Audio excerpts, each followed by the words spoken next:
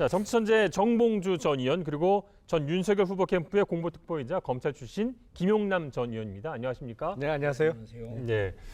대선 레이스가 본격적으로 시작되면서 두 분 모두 상대 후보의 행보를 유심히 좀 살펴볼 텐데요. 자, 이번 주에 가장 인상 깊었던 행보 하나씩만 좀 꼽아 보실까요? 저는 그 이재명 후보의 부인과 관련해서 영화 한 편이 나왔잖아요. 스타워즈의 다스베이다. 네. 그 사실은 뭐 매체가 김혜경 씨인 줄 알고 보도했는데 이재명 후보 캠프 측에서 그게 수행원이었다. 뭐 이런 해프닝이 있었어요. 근데 이재명 후보의 부인인 김혜경 씨는 이번 대선에서는 적어도 누가 뭐래도 공적 인물인 거예요. 근데 그 취재하려고 했던 장소가 프라이빗한 공간이 아니었잖아요. 집에서 나와서 공중장소로 나오는 걸 이제 촬영하는 과정에서 생겼던 일인데, 과거를 거슬러서 생각을 해보면 이명박 전 대통령이 구속된 그 직후에 김윤옥 여사가 논현동 사저에 있을 때 마루에서 있는 모습을 모 언론사에서 촬영을 했어요. 그래서 남편이 구속됐는데 뭐 아이스크림을 먹는다 뭐 이런 취지로 약간 조롱하는 취지로 보도를 했던 것이 기억이 나거든요. 근데 그때 민주당에서 언론의 취재 방법에 대해서 어떠한 이의도 제기 안 했고 문제 제기 안 했어요. 근데 그건 정말 프라이버시 침해죠. 자기 집에 안방에 있는 모습을 건너편에서 촬영을 해서 보도를 했으니까 이거는 또 하나의 내로남불이 아니냐. 네, 정 의원께서는 지난주에 윤석열 후보의 행보 중에 어떤 부분 좀 관심 가지셨어요? 일단 광주 방문을 했잖아요. 사과하려고. 이제 이어서 뭐 목포 갖고 언론 보도가 됐는지 어쩐지 모르겠는데 목포 가서 폭탄 좀 하셨다는 거 아니에요? 네네. 이게 윤석열 후보 같은 경우는 정말 진정성을 갖고 하면서 광주를 뺏으려고 노력을 해야 되는데 우리도 그걸 뺏기지 않으려고 노력하고, 근데 그 진정성 있는 측면에서 광주 문제에 대해서 과연 광주 항쟁의 후손들 그분들의 마음을 달래는 그런 행동이었나 의문을 가져봅니다. 예.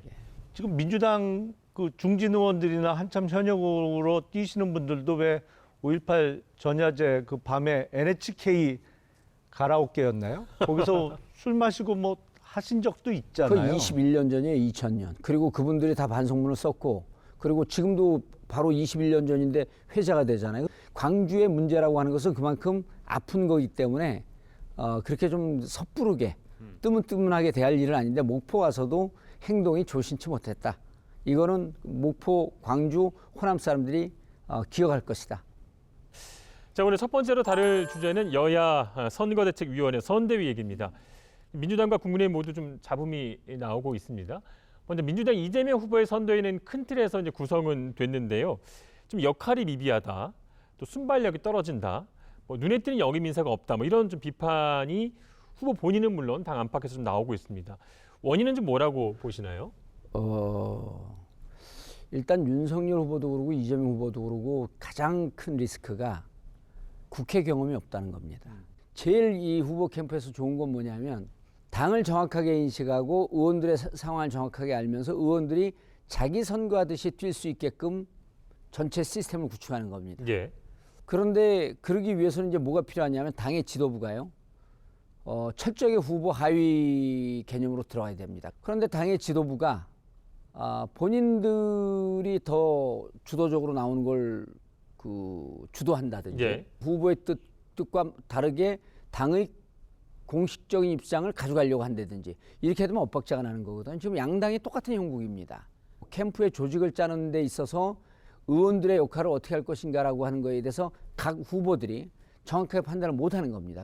이재명 후보 같은 경우도 11년 동안 행정을 하면서 수직적 구조에 살아있으면서 의회하고 부딪히고 국회하고 일정 정도 그 관계를 유지하면서 수평과 수직이 만나는 이 접점에서 활동을 했었거든요. 그래서 국회하고 하는데 조금 문화적으로 엇박자가 좀 있는 게 사실입니다. 상대당 조금 더 갈 입장에서는 거다. 어떠세요? 제가 예. 보기엔 이제 윤석열 후보하고 이재명 후보의 여론조사 지지율이 조금씩이라도 더 벌어지고 있는 형국이잖아요. 근데 회사로 따지면요, 상품이 잘 안 팔리잖아요. 그러면 제일 치열하게 누가 싸우냐?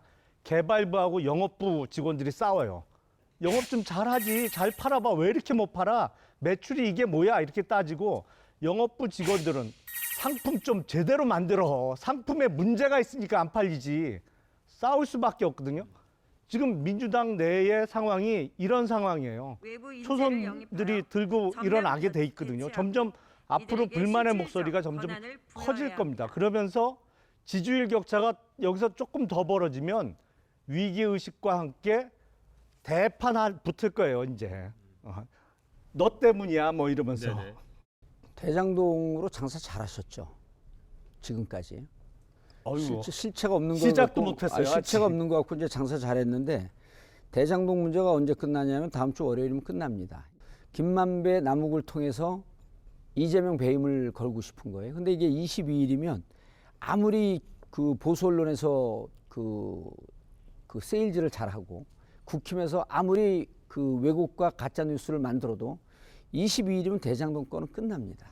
22일이면. 벌써 그러면, 검찰하고 얘기된 거예요? 아니 그러면요. 그렇게? 그러면요. 검찰에 대해서 지난번에 제가 지적했잖아요. 검찰 출신인데 검찰 정보가 너무 없는 것 같습니다. 야당이라 그렇습니다. 그래요? 네. 후배들한테 좀 물어보세요. 아니 검찰의 특성은 이렇게 지지율이 20% 나면은 눈치들이 빨라갖고 자기 검찰 선배한테 줄 습니다. 그 연락이 안 왔다는 것은 검찰이 아직도 윤석열 후보에 대한 신뢰가 없다. 이렇게 보시면 될 것 같고요.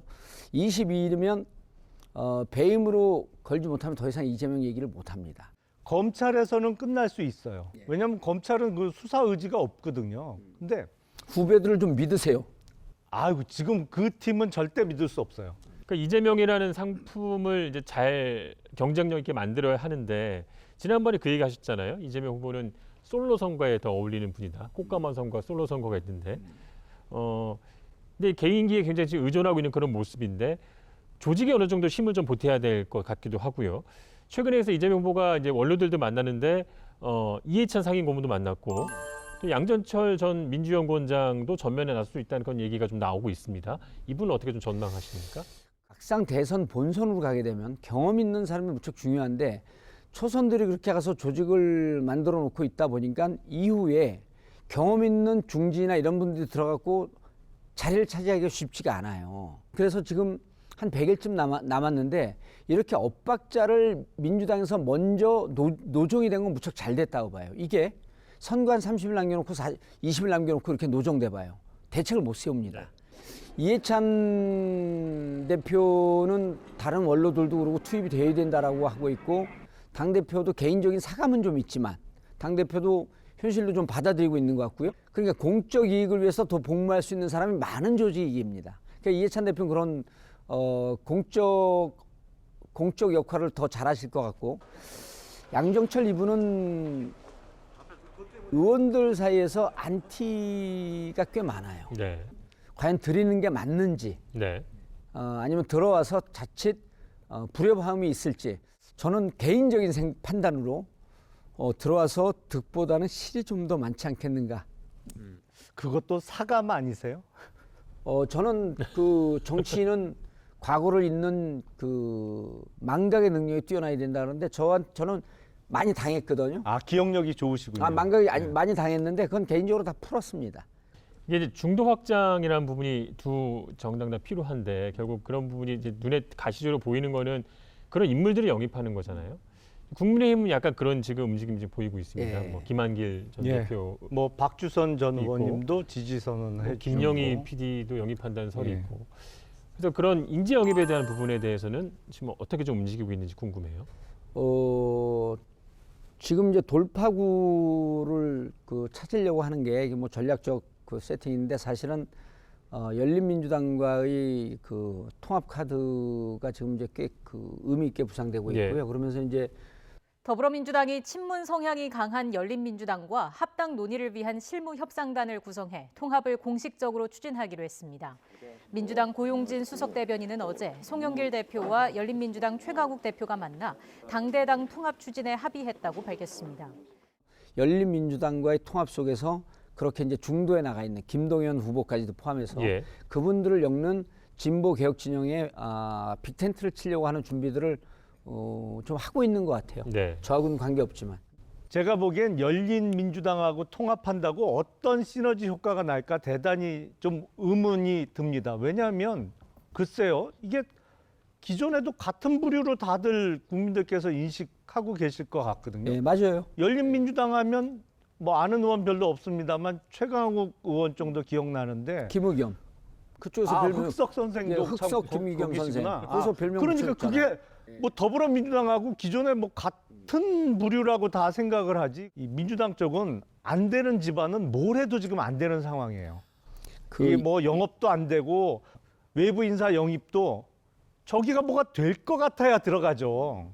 그러니까 안 들어가는 거예요. 근데 국민의힘은 어쨌든 과거에 호남을 기반으로 오래 정치하신 분들 또 민주당에서 당 지도부도 하셨던 분들도 속속 영입이 되고 있거든요. 민주당이 잘 되기를 바라지 않는 그 심정을 충분히 이해합니다만 이런 거예요. 예를 들어서 박모 의원, 김모 의원 이제 호남에 그분들 갔는데 그분들은 그 가는 순간 호남의 지지율은 더 빠집니다. 정말 진보적 그 칼라가 분명한 사람들, 이런 사람들이 정말 창피해서 그 선거에 못 나가겠다라고 하는 분들도 나옵니다. 이제 막상 가보면. 그럼 이분들을 그 좀 더 진보적 성향이 강한 데서 이분들을 커버해 주는 게 열린민주당이거든요. 우리 진영의 정체성을 세우는 역할이 또 있고요. 그래서 제가 아까 얘기했듯이 김동연 그 전 부총리나 이쪽과 그러니까 아주 왼쪽과 아주 오른쪽 사이에 다양하게 범진보, 범개혁, 그다음에 중도, 좌파, 중도파 이런 분들까지 오른쪽까지도 할 수 있는 큰 텐트를 놓을 수 있는 준비를 하고 있다는 거예요. 그러면 정말 중도적인 성향인 분들도 이렇게 합당할 때 같이 묻어서 들어오고 이제는 그러면 이제 우리는 이렇게 할 수 있죠. 반윤석열 전선을 펴는 겁니다. 그 본부장이라 그러잖아요. 본인 비리, 부인 비리, 장인 비리 의혹. 장모. 장모 비리 의혹. 본부장.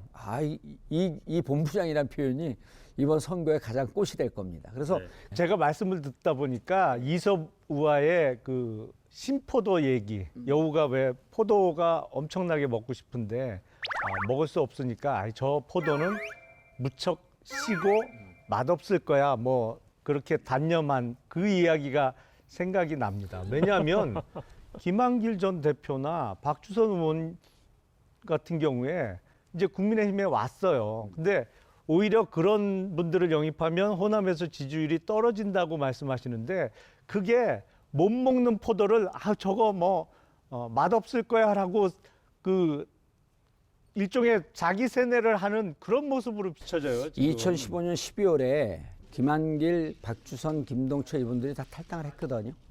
이미 호남에서는요. 그분들은 문재인 대통령과 민주당과는 괴를 달리하는 사람이라고 이미 낙인 찍혔어요.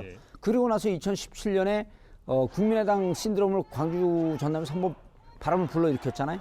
거기까지 공소시효가 끝났습니다. 예, 이미 포도를 먹어봤는데 맛이 별로였다. 뭐 그런 아니 그건 말씀이시고. 먹지도 않았습니다. 왜냐하면 다 썩어 비틀어져 갖고. 예. 자, 국민의힘 얘기 넘어갈게요.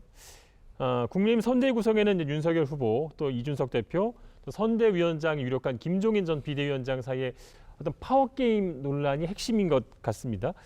다음 주 선대위 공식 출범을 앞두고 있는데요. 그런데 선대위 구성을 두고 막판까지 지금 진통을 겪고 있는 분위기입니다. 일단 좀 어떻게 정리되고 있는지 좀 말씀해 주십시오. 글쎄 파워 게임이라고 하기는 조금 상황하고 안 맞는 것 같고요. 기싸움? 자꾸 싸움 붙이지 마세요.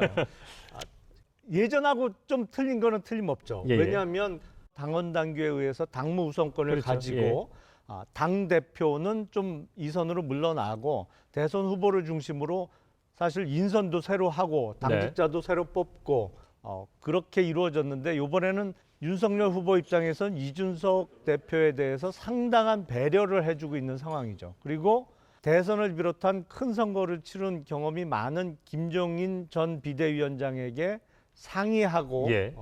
최대한 예우를 해드리고 있는 상황입니다. 그 당무 우선권 얘기를 해주셨는데 그 이제 조항을 봤더니 이제 필요한 범위 내에서 당무 전반에 관한 모든 권한을 가진다는 거잖아요. 필요한 범위 내에서라는 게 지금까지는 그렇게 중요하지 않았던 것 같은데 지금까지 관례와 이준석 대표가 해석하는 건 좀 다른 것 같아요. 사실은 기존의 관례나 해석은 필요한 범위 내에서 그거는 대통령 선거를 이기기 위해서 예. 방점은 뒤에 있는 것이거든요. 모든 권한을 우선하여 가진다. 근데 이준석 대표는 아마도 앞에 방점을 찍는 것 같아요. 필요한 범위 내에서. 네. 과거를 되돌려 보면 2017년 대선을 앞두고 당시 홍준표 후보가 선출이 됐어요. 선출될 당시에 모 의원이 사무총장으로 있었거든요. 그때 자유한국당의 사무총장.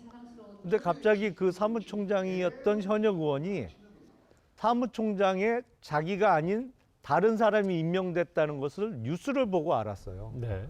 그때는 이런 방구 얘기도 없이 후보로 선출된 사람이 당직 모든 인사를 했거든요. 이미 넘어간 권한인데 조금 이선으로 물러나는 것이 국민들께도 더 좋은 모습으로 비춰지고 본인의 정치 미래를 위해서도 더 유익하지 않을까 싶습니다. 그 아무리 이준석 대표 설득해도 답이 안 나옵니다. 그 본인이 이런 거죠. 내년 3월 9일에 재보궐선거 지역이 있잖아요. 예. 그 다음에 6월에 또 그 지방선거가 지방선거. 있고, 저 본인의 정치 일정이나 정치 프로세스가 거기에 꽂혀 있으면 지금 후보의 행보도 중요하지만 본인의 행보도 중요하거든요. 윤석열 후보가 갖고 이준석 대표에게 당시 이거 그 김종인 위원장 들어오는 거, 그 다음에 나와의 관계, 당에 있어서 전체적인 관계에 대해서 자꾸 딴죽을 거는 듯한 행태를 보여서 대표 소환하자라고 하는 그러한 요구도 뭐 들끓고 있다. 지금 우리가 대선 이기기 위해서 죄송하지만 당대표 사임해 주기 바란다. 그럼 사임해야 돼요. 근데 그렇게 하겠냐는 거예요. 안 하죠. 네. 근데 이준석 대표가 거기도 용수철 스타일 아니에요. 누르면 누를수록 그 튀는 스타일이기 때문에 아마 이 난맥상 충돌, 이게 뭐 충돌이 돼갖고 피리 안에 바람이 충돌해갖고 아름다운 소리를 내면 되는데 피리가 깨질 정도로 이 바람이 충돌한다? 난 그 상황까지 갈 것 같아요. 말씀을 듣다 보니까 그럴 가능성은 있을 것 같아요. 왜냐하면 내년 3월 9일 대선 승리를 위해서는 윤석열 후보와 안철수 후보의 단일화, 물론 당연히 윤석열 후보로의 단일화가 대단히 중요한 문제인데 2012년과 같이 안철수 후보가 단일화에 양보를 하면서 좋다, 내가 양보는 하는데 이준석 대표는 좀 사퇴해야겠다. 그래야 내가 단일화에 응해주겠다라고 만약에 조건을 걸면 어떻게 할까요? 고민을 해야겠죠. 이제 김종인 전 비대위원장이 이제 총괄 선대위원장을 맡게 되고 또 이해찬 전 대표도 뭐 비슷한 자리를 맡게 되면 이 두 분과의 어떤 두 분 사이의 뭐 인연, 악연도 굉장히 많잖아요. 흥미로운 포인트가 될 것 같습니다. 상당히 재밌어요. 예. 그러니까 이 우리나라 현대 정치사에 가장 강력하고도 가장 오래 지속됐던 라이벌 관계는 사실 YS, DJ 두 분의 관계잖아요. 예. 저는 이 김종인 위원장과 이해찬 대표를 생각하면 삼국지가 떠올라요. 이게 유비나 조조 같은 제왕은 아니지만 책사. 가장 그 밑에서 강력한 책사, 그러니까 제관량과 사마의의 대결을 보는 것 같아요. 이해찬 대표는 김종인 위원장하고 비교하는 거를 극도로 싫어합니다. 이유는요. 그게 바로 라이벌 관계인 아니죠. 거예요. 이유는 그렇게 싫어하는 관계가. 이유는 뭐냐면 나는 불법 정치자금 받아서 감옥 간 적 없습니다. 그런 정치인하고 난 상종 안 합니다. 그리고 두 번째로 뭐냐면 김종인 위원장은 지금 복귀하는 데에 대해서 벌써부터 설왕설래하잖아요. 찬성하는 세력도 있고 반대하는 세력도 있고. 이해찬 대표는요. 만약에 복귀를 하겠다라고 본인이 결정하게 되면 반대하는 세력이 없습니다. 셀프 공천하면서 자기를 비례 2번 넣고 이런 정치 안 한 분이거든요. 그러니까 기본적으로 컬러가 틀립니다. 결이 틀려요. 그리고 정치를 바라보는 철학도 틀리고. 이렇게 정 의원님이 김종인 위원장이 이번 선거에서 국힘 선대위원장으로 오시는 거에 반대하는 거 보니까 예. 꼭 오셔야 될 것 같아요. 지금 내부 단속 잘하셔야 돼요. 뭐냐면 홍준표 후보가 캠프를 형식적으로 해산했는데 내용적으로 해산을 안 하고 있어요. 그러면서 윤리위원회 규정을 지금 만지작거리고 있거든요. 국민의힘 윤리위원회 규정은요. 기소되면 당원 자격 박탈입니다. 당원 자격 박탈이면 국민의힘에서 공천을 줄 수가 없어요.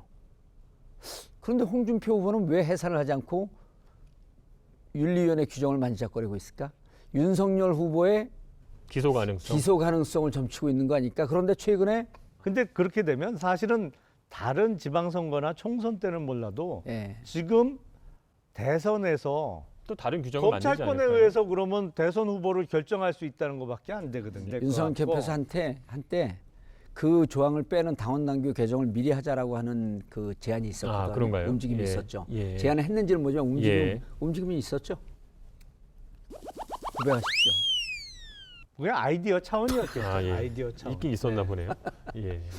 그 홍준표 의원이 지금 소위 얘기하는 청년 플랫폼을 시작을 했습니다만 제가 보기에는 대선 전에 선대위에 합류할 거로 저는 예상을 합니다. 아, 그렇습니까? 아니 국민의힘 소속 의원이 대선을 앞두고 지금 뭐 하는 거냐. 자기 지역구뿐만 아니라 전국에서 그런 원성이 빗발치면 결국엔 그때까지 키운 본인의 정치적 기반을 가지고 선대위에 합류할 수밖에 없을 거다 이렇게 생각을 저도 합니다. 합류할 가능성이 높다고 봅니다. 네. 후보로서. 후보가 교체되는 상황이 올 수 있겠죠. 에이, 아니 그 당규 때문에 진짜 이제 국힘 보세요. 만약에 기소가 되면 진짜 저기는 대혼란이 일어납니다. 그리고 이준석 대표는 당원 당규 지키자 그럴 거거든요. 그리고 홍준표 후보는 지키자 그러겠죠. 기소되면 홍준표의 저항, 그다음에 이준석의 원칙을 지키자는 주장. 이거 어떻게 피해갑니까? 그럼 그 김종인 위원장도 안 들어올 거요? 기소되고 당원권 없는 이런 후보를 내가 왜 미냐? 내가 나가겠다. 네. 이번 주 시사토크 알고리즘도 잘 보셨습니까? 화면 왼쪽을 눌러서 돌아저 채널을 구독해 주시면 알고리즘과 함께 돌발 영상, 뉴스가 있는 저녁 등 YTN의 간판 시사 프로그램을 함께 보실 수 있습니다.